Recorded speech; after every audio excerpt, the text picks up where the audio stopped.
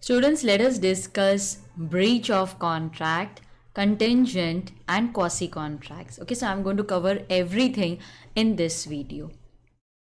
Now, what is the meaning of breach of contract? We had discussed this in the earlier video. Yes, I had explained actual anticipatory breach. Now, let us discuss the other provisions relating to breach of contract. The first is damages for breach.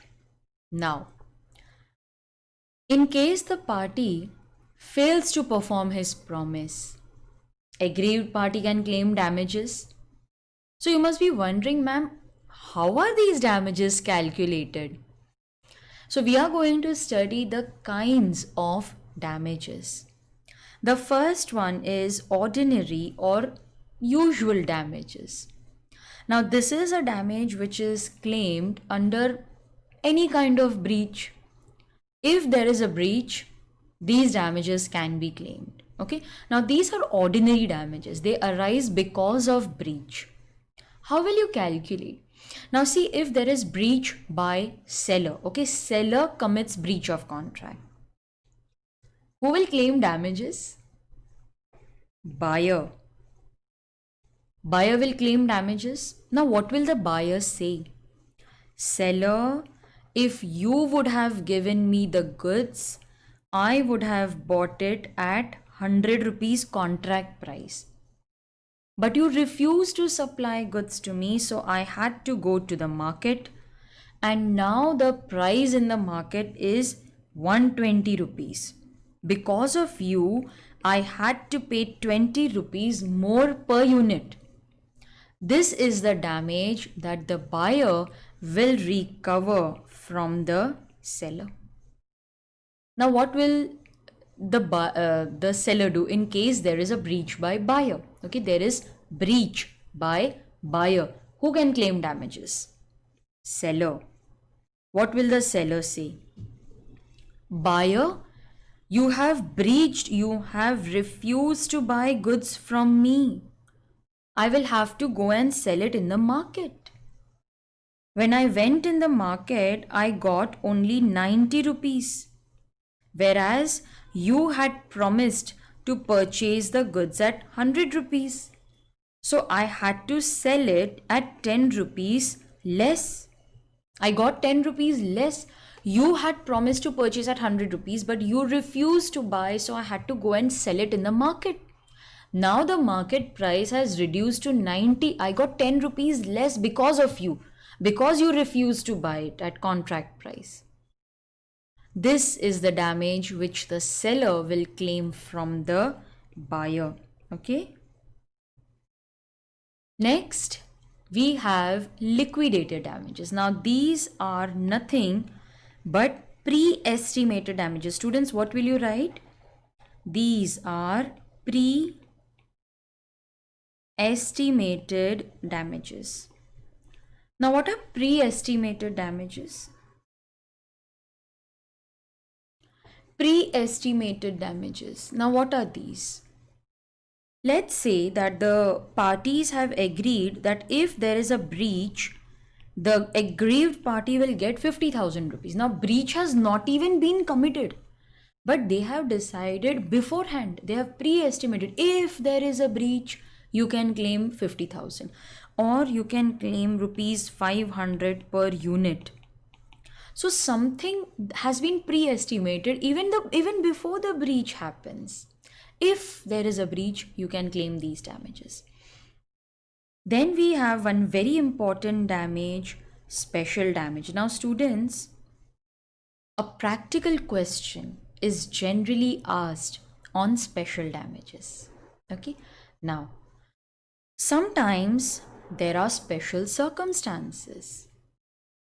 If contract is not performed, we may incur loss of profit. See, if you would have given us the goods, we would have sold it, we would have earned profit. Because you refused to perform the contract, I could not earn that profit. So I can claim special damages. These damages are claimed for, you will highlight, loss of profit. They are claimed for loss of profit.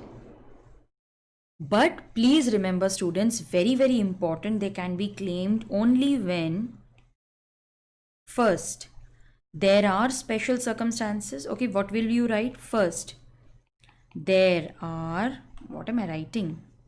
Yes, there are special circumstances. Okay, first, there should exist some special circumstance, and these special circumstances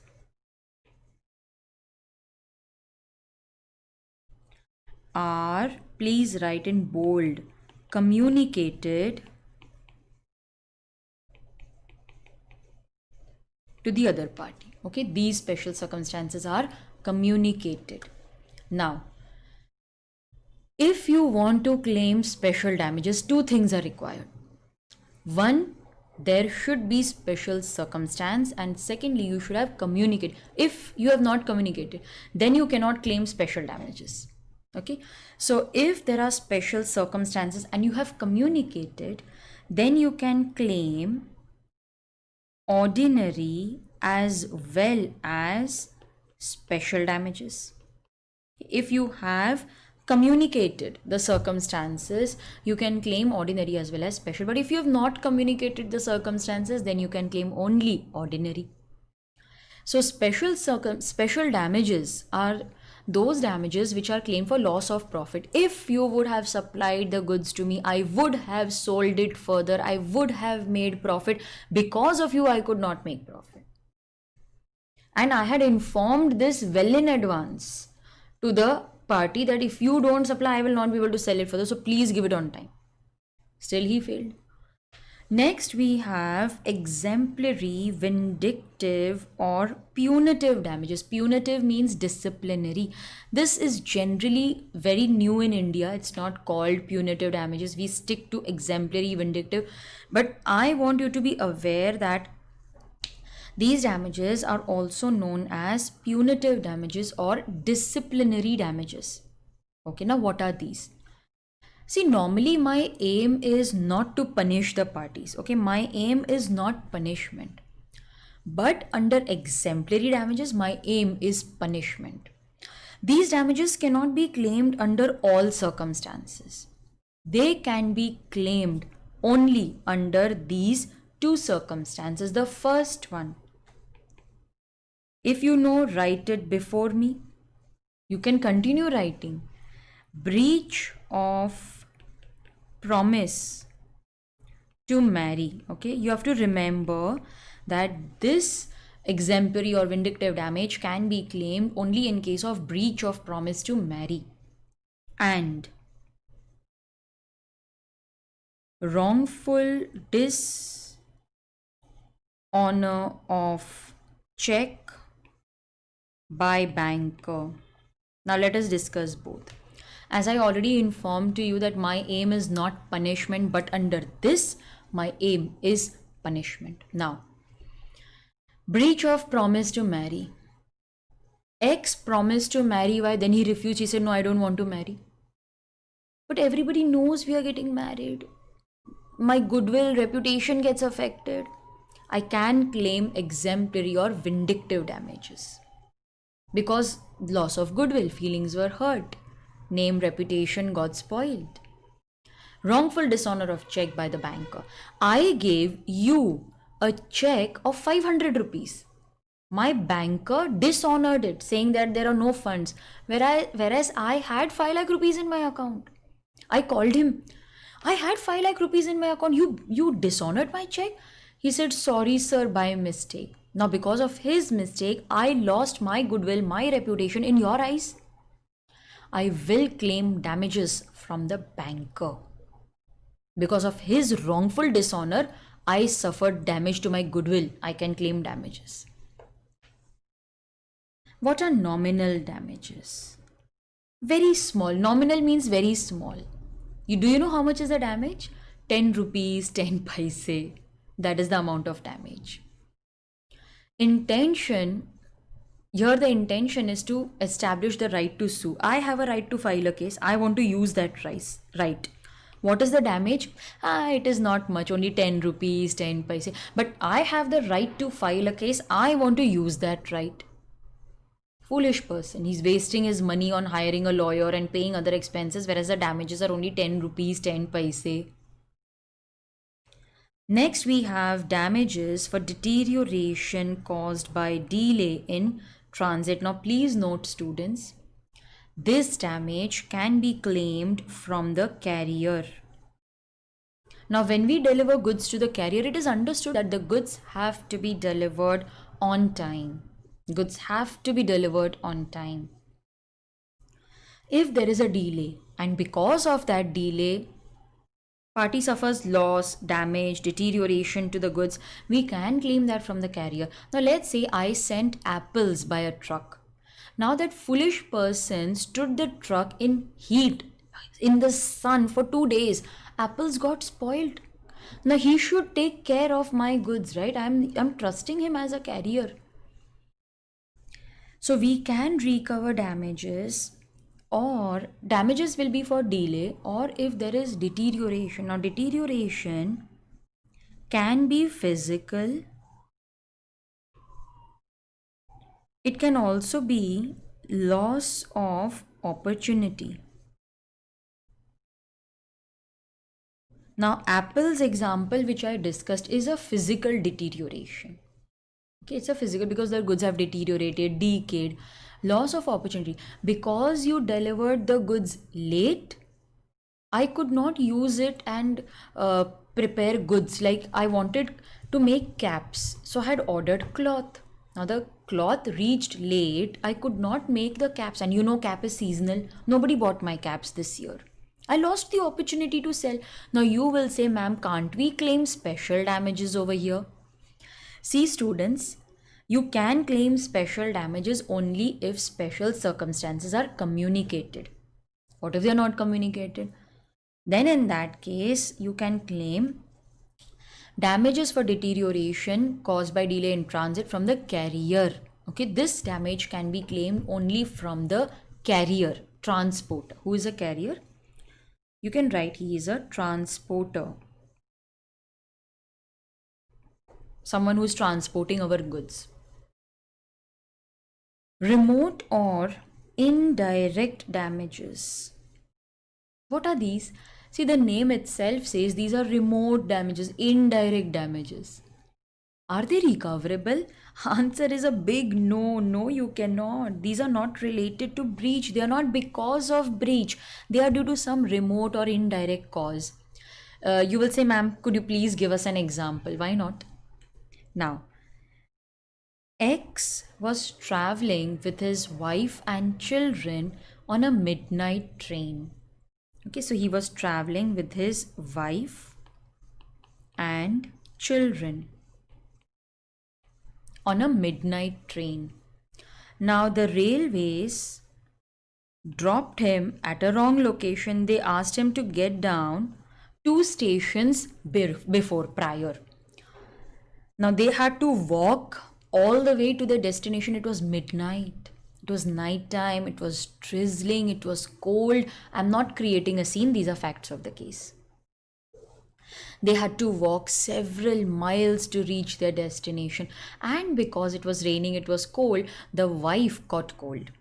So X, when he claimed damages from the railways that you transported us to the wrong place, I paid 1,000 rupees for the ticket, whereas you asked us to get down at a stop whose ticket was only for 800 rupees. So I have ended up paying 200 rupees more without getting any benefit. You have to give me 200 rupees as damages, and my wife got cold, so I am attaching doctor's bill for the cold. For cold. So you please settle that also. What? Now, 200 rupees damage, okay, it's related to the breach, but wife catching cold, that is not because of breach. Everybody was walking in the rain. How come only wife got cold? If it was because of breach, everybody should have caught the cold. Why only wife? So this is not related to breach. We will not settle this doctor's claim, okay? We will not settle this. All right. So this is a remote. You can write on this is remote, or this is indirect damage. Okay, this is remote or indirect damage. All right. Now, just check, students, whether you have written everything properly. Just check.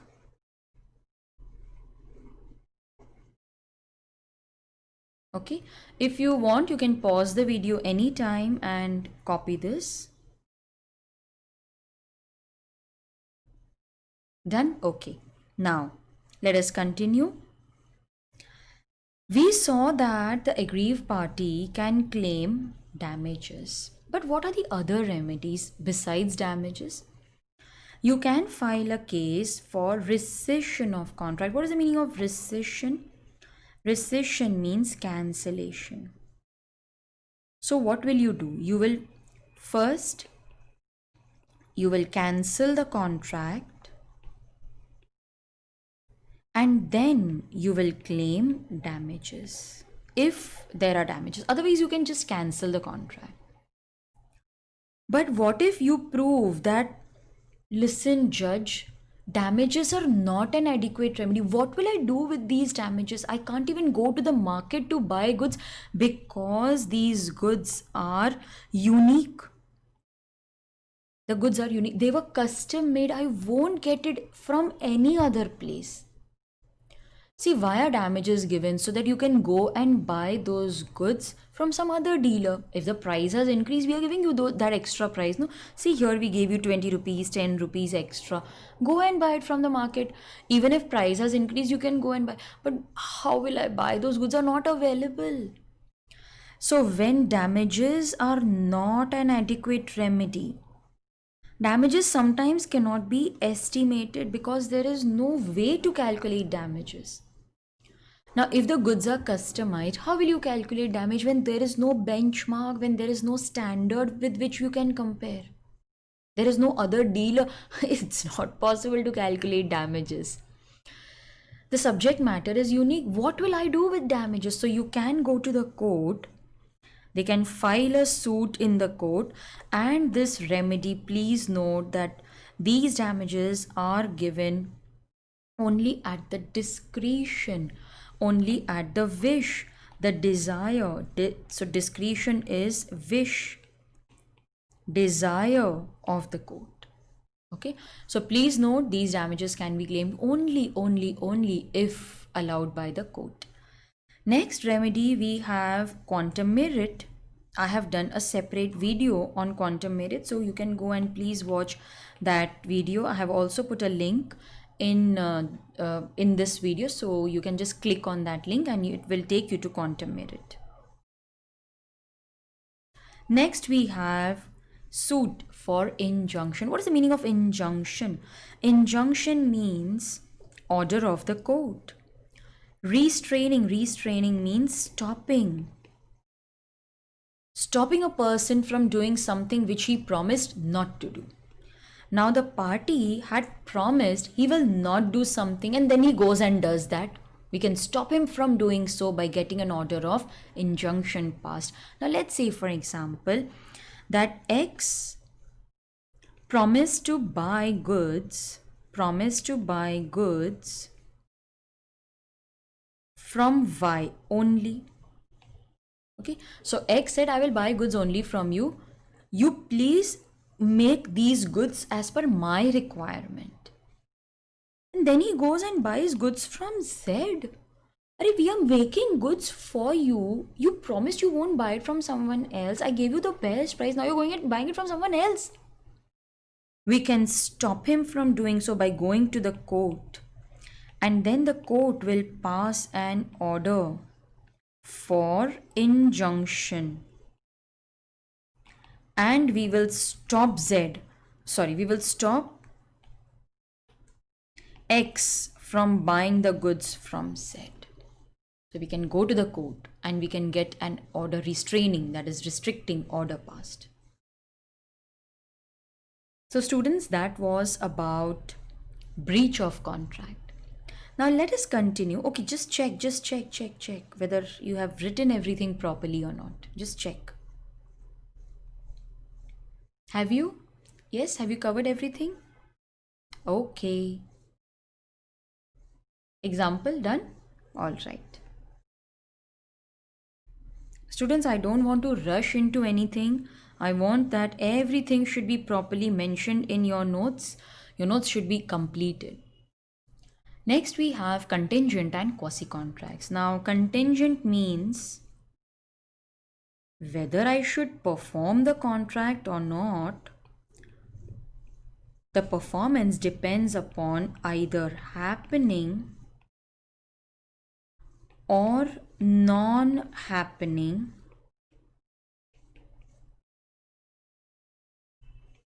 of uncertain event.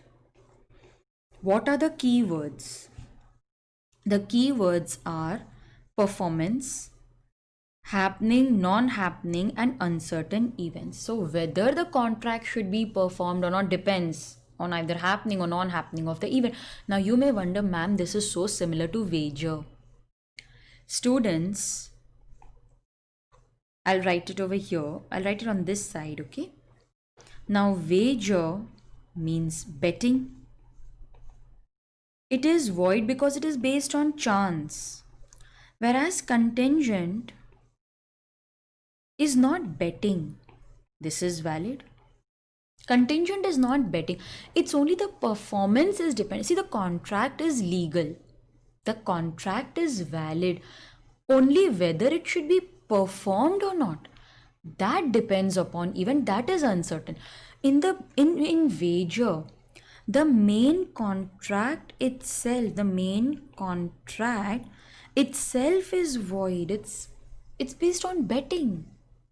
But in contingent, the main contract is valid. It's only the event which will decide whether I should perform the contract or not. So performance is contingent. Are you getting me? Section 31 covers contingent contracts. Okay, section 31 covers contingent contract. Section 30 covers wager. Very simple to remember. Contingent contract is a contract to do or not to do something. If some event collateral means additional. Whether I should perform this or not depends upon the collateral event, whether that happens or it does not happen. So in simple words, to do or not to do something.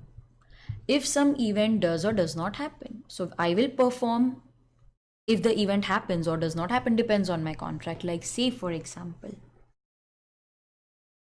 X paid premium to an insurance company and the company gave him an insurance policy. It's a 1 lakh fire insurance policy, okay? Fire insurance policy 1 lakh. Now, X will get 1 lakh if fire occurs. Now, fire may occur, fire may not occur. So, this event is uncertain. Also, you have to note that this event is independent and separate from contract.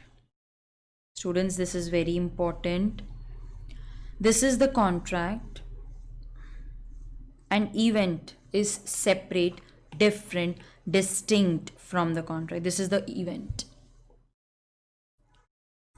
So whether X will get 1 lakh or not depends on fire. Fire may occur, fire may not occur.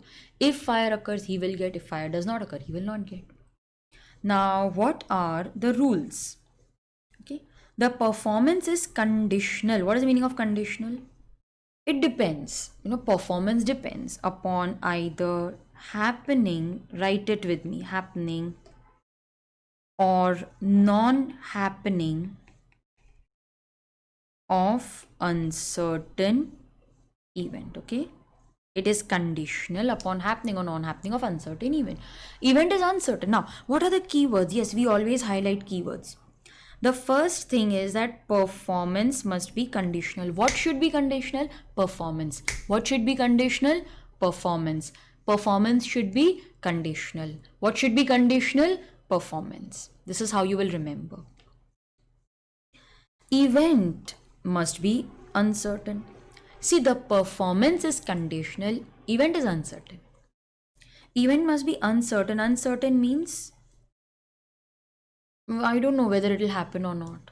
It may or may not happen. That is the meaning of uncertainty. It may or may not happen. And this event must be collateral. Okay, sorry. The event must be collateral. What is the meaning of collateral? Collateral means additional. I'll highlight this also. The event must be collateral. What is the meaning of collateral? Collateral means additional.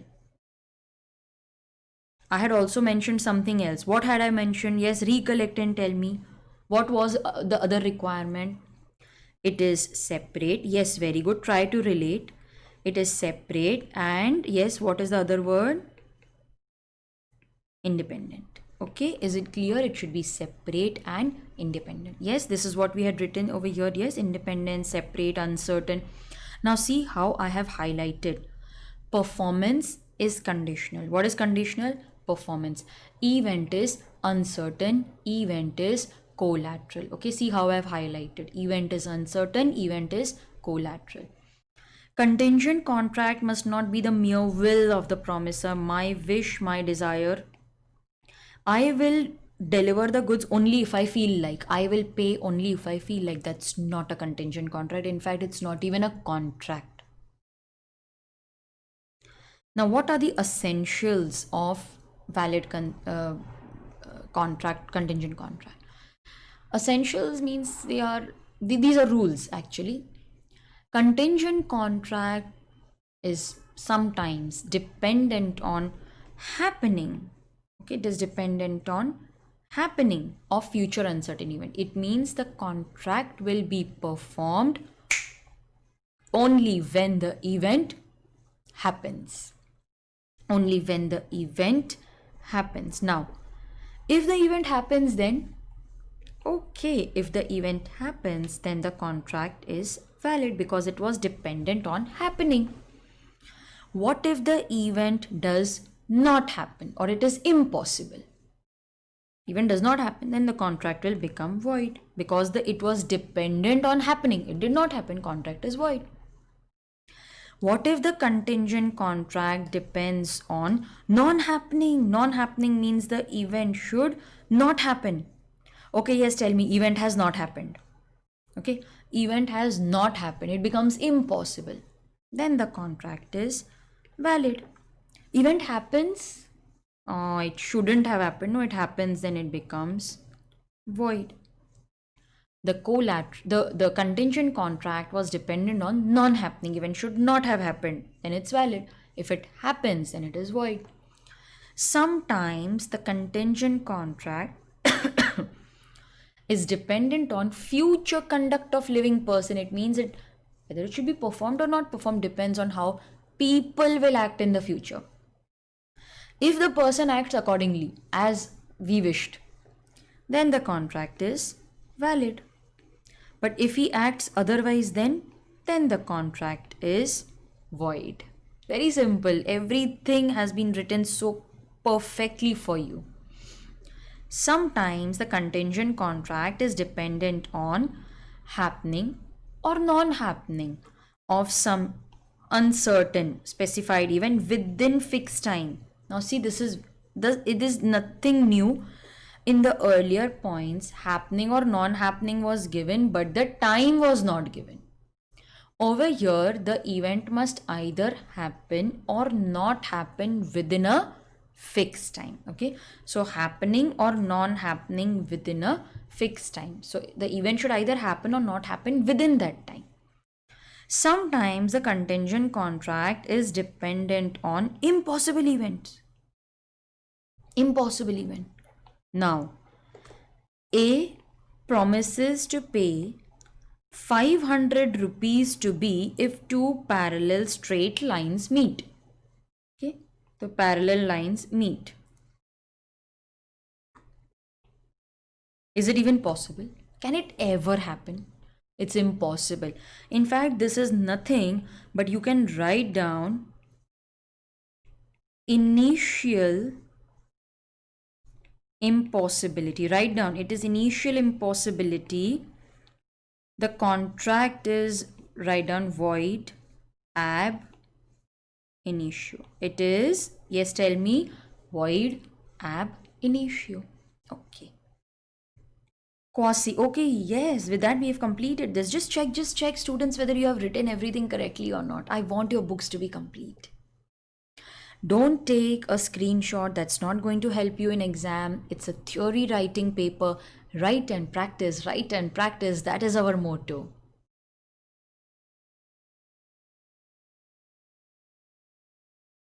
Lastly, we have quasi contracts.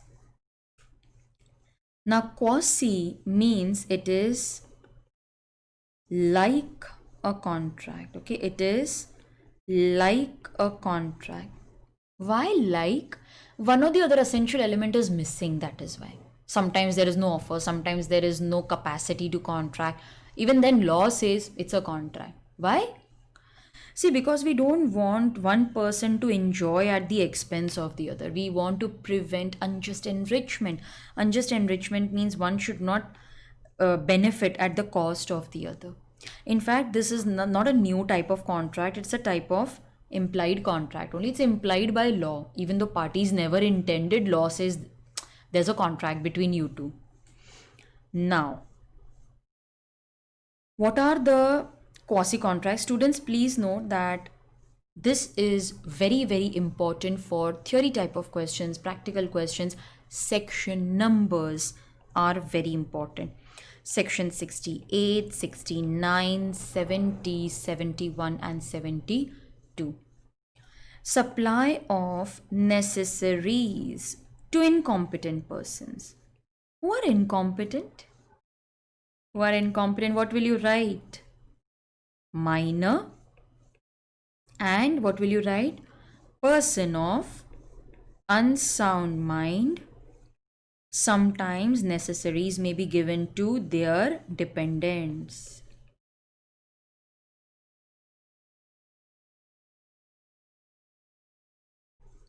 So, I may supply necessaries to a minor, to an unsound person, or their dependents. Law says don't worry, even though they are not competent to contract, you can recover. Yes, students, you are so right. You guessed it right. We can recover from their property. Right to recover money paid for another person. Now, A paid money for B. Okay, A paid money for B, but A had some interest in paying that money. He wanted to protect his interest. Okay, he wanted to protect his interest, so he paid money. Law says that B, A has paid your obligation.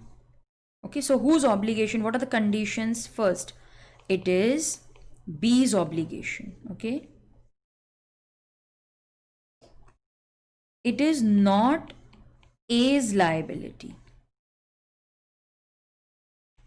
It's not A's liability. Okay, you can write any way you want. It's not A's liability, but even then he's paying. But why is he paying? To protect his interest. His means A's interest. Okay, he's paying to protect his own interest. So it's B's obligation, which A is paying. He's not liable, but even then he's paying. B, look, he's paying for you. He's paying your obligation. Return it to him. Don't enjoy at A's expense. Return that money. So B will have to return that money to A. It's a quasi contract. Next we have claim for some non-gratuitous act. Non-gratuitous means, but before that we need to understand what is the meaning of the word gratuitous. Gratuitous means free of cost, free of charge. Now let's say that A by mistake, A by mistake left goods at the house of B. And B used those goods. He was so happy. He used those goods. He's happy he got goods for free. He used them. Now you have used the goods, pay for it. See, there's no offer, there's no acceptance, even then there is a contract. You use no pay. It's a non-gratuitous act. Non-gratuitous means I expect something in return. Gratuitous means free of cost. Responsibility of finder. Now A found goods belonging to B. He's the finder. See, he took care of the goods. He made efforts to find the true owner. In that case, law says, Mr. A, as a finder, you have the right of lien. Lien means to retain. You have the right to retain till you receive money for the expenses you have voluntarily incurred to find the true owner. So A spent money, B is not paying that money. So A can retain those goods till you pay money. I'll not return the goods to you. Then he has right of reward. He has the right to claim reward. Now, the true owner had declared a reward to anyone who found the goods. So he has a right to claim that reward. He also has the right to sell, but under certain circumstances. Okay, he has the right to sell, but under certain circumstances. Like goods are perishable, he can't keep it for long, no? Then owner is not found. He's found, but he doesn't pay the lawful charges. We'll sell and recover. So he has the right to sell under certain circumstances. Then lastly, we have the right payment of money or delivery of goods by mistake or coercion. Now let's take the example of mistake. A and B both had to pay 100 rupees to C. Now A, without telling B, paid 100 rupees. B also paid. Now C is enjoying. He got 200 rupees. Don't enjoy. You repay that money to B. Tell him A has already paid. It's a quasi contract. You cannot enjoy at the expense of B. Money was paid by mistake. Or P paid money to Q under coercion. Okay. Q put him in such a situation that P had to pay. He's not paying out of his own will. Now you pay, but later on you can recover that money from Q. Don't worry, we will allow it. It's a quasi contract. So students, this is everything about quasi contract. Just ensure that your notes are completed. Yes. And with this, we have come to an end of a wonderful series of revision lectures on Contract Act. Guys, I hope you enjoyed it. Yes, write and practice is my motto. So I want you to score very good marks in your exam. I'm sure you will after such exhaustive and intensive revision lectures. Finished writing this because in the next video, we are going to start with the Indian Partnership Act 1932. So I'll see you in the next video.